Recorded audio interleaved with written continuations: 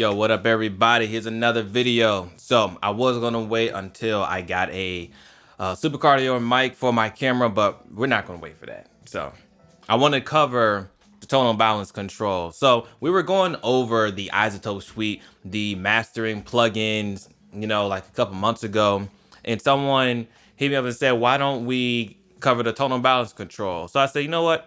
Sure, why not? Because I did use that for the last half of my mixes I was doing from the previous year. So today, what we're going to do is look into the way I use a tonal balance control. Now, there's three things that I normally cover when I'm looking at the tonal balance control. One, obviously, we're going to look at the total frequency response of our song, music, whatever we're looking at.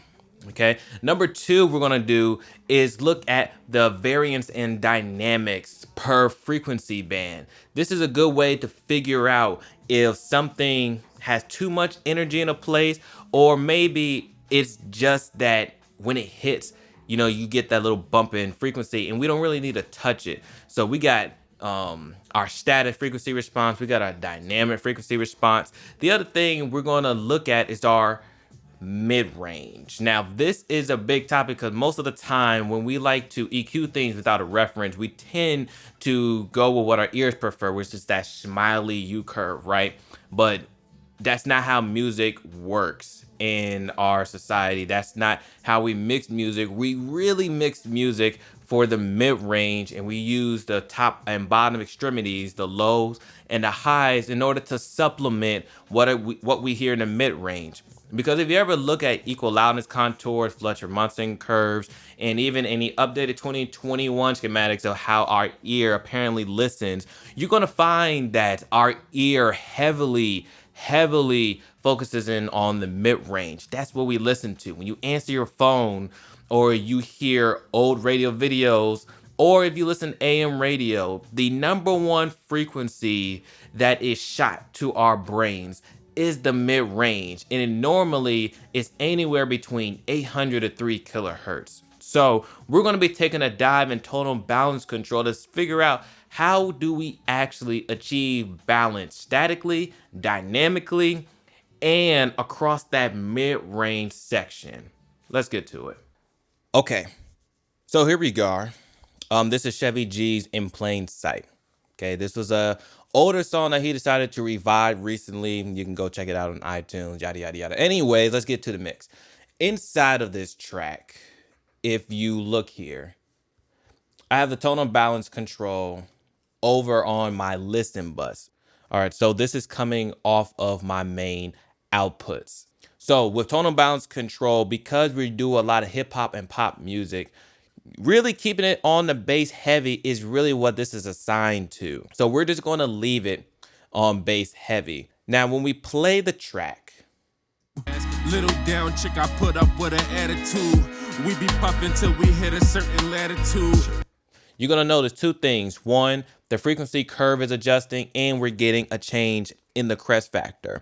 Now, I'm showing you this because it really doesn't matter if you're doing this in part mixing or mastering. Okay, so with this, we're pretty much left with a blank session.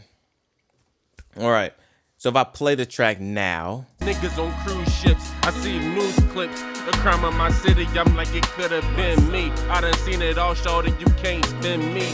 You see the jewelry. First thing we're going to notice that the track is pretty much balanced. You're going to hear the balance due to the beat though. If you notice, the vocal is really dark. That's first and foremost.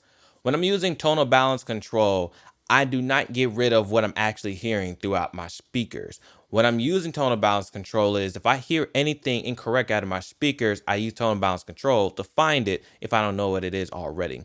If you listen to Chevy's voice, it's really dark.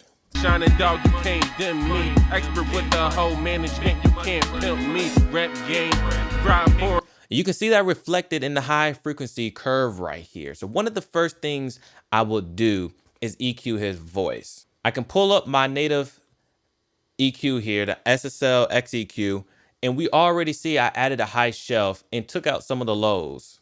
And even though Chevy's the rap name, this shit slap man. Watch me pick up the cash like a craps game.